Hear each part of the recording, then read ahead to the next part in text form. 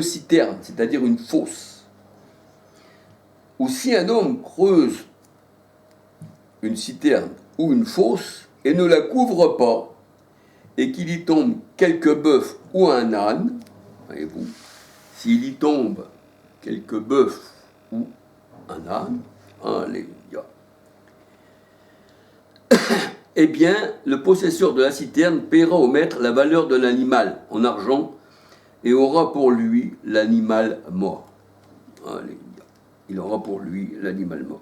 Ça veut dire qu'on voit que les pharisiens, eh bien,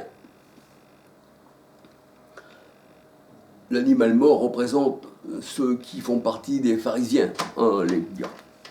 Donc, alors, Exode 21, verset 32, 33, 34. Alléluia.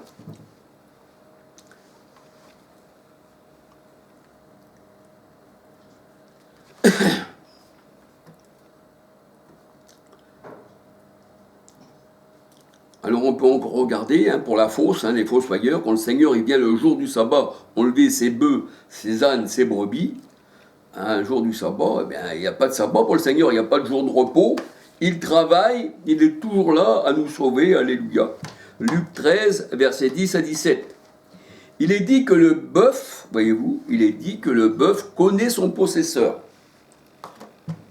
Mon possesseur, c'est le Christ. Alléluia. Alléluia.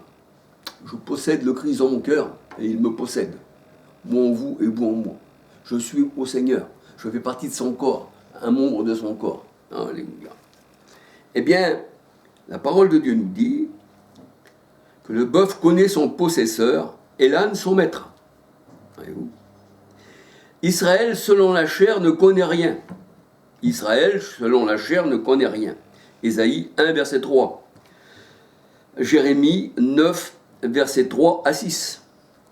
Habakkuk 1, verset 14. Habakkuk 1, verset 14. Le reptile, le serpent, eh bien, n'a pas de maître. Le reptile, Habakkuk 1, verset 14. Matthieu 23, 33, n'a pas de maître. Alléluia. Le reptile n'a pas de maître. Il n'est pas comme le bœuf. Le bœuf, il a son maître. Et il connaît son maître. Alléluia. Tandis que le reptile, alléluia, n'a pas de maître. Alors, je vous dirais que contre les épines, contre les mauvaises herbes, il vous faut des brebis, des bœufs et des ânes. Des spécialistes pour débroussailler.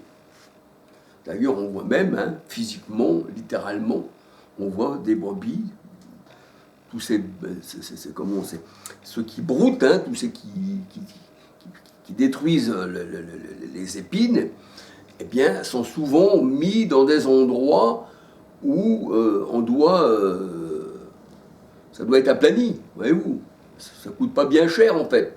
Vous voyez beaucoup ça physiquement, des personnes, même des mairies, qui faisaient appel, j'ai vu ça sur YouTube, tout ça, qui faisaient appel à des moutons, à des chèvres, à des ânes, à des bœufs, pour débroussailler tout ça. Donc c'est des spécialistes des épines, des faux prophètes, qui détruisent les faux prophètes. Matthieu 7, versets 15 à 20. Alléluia.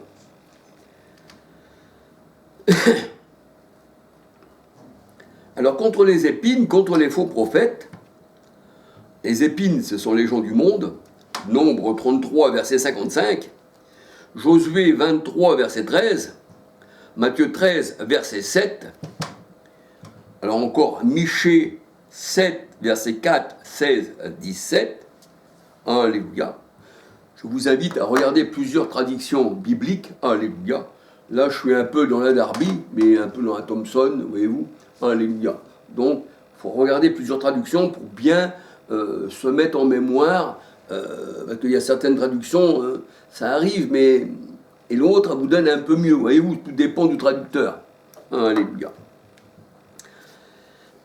Alors, contre les épines, alléluia, il faut envoyer le bœuf, c'est ce que le Seigneur nous dit, ou la brebis, et elles s'occuperont des épines. Ésaïe 7, versets 23, 24, 25. La parole de Dieu nous dit, le pied du bœuf, le Seigneur envoie le pied du bœuf. Donc, Ésaïe 32, verset 20.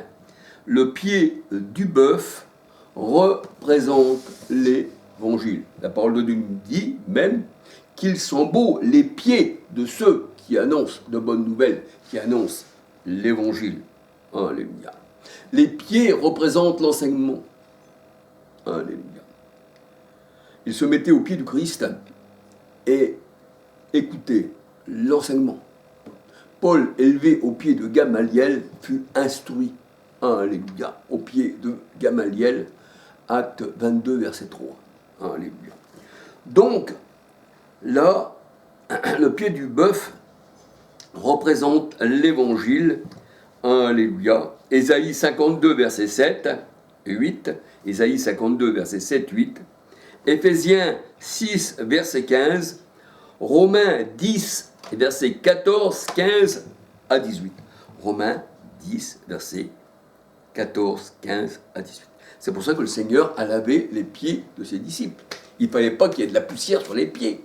La poussière, ça représente l'homme. Ça représente des pieds impurs, en fait. Il fallait qu'ils soient lavés, qu'ils sont beaux après les pieds, qu'ils sont beaux. Les pieds dans ta chaussure, la parole de Dieu nous dit. Puissant guerrier, alléluia. Donc c'est beau, en fait, alléluia. Le guerrier, c'est celui qui combat pour l'évangile, c'est le Christ. Psaume 45, verset 3. Les pieds représentent l'enseignement. Alléluia. Acte 22, 3. Luc 10, verset 38, 42. Deutéronome 33, verset 3. Alléluia. Eh bien voilà, mes frères et sœurs, je vous ai parlé du bœuf. Alléluia.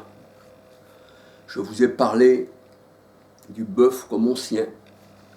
Le Seigneur aussi est considéré comme un bœuf, comme un serviteur, comme un ancien, un vieillard. Alléluia. Et la parole de Dieu nous dit que le bœuf, alléluia, eh bien, il n'a pas peur de la charrue. Non, quel que soit le poids, alléluia, il est là. C'est un serviteur, eh bien, qui a de la force et qui agit selon la voie de son maître. Alléluia. Gloire au Seigneur. Eh bien, soyez bénis, mes frères et sœurs. Alléluia. Un petit bonjour à tout le monde. C'est passe aussi pour ta vidéo que tu as mis sur la mienne. Alléluia, mon frère. Que le Seigneur te bénisse abondamment, puissamment.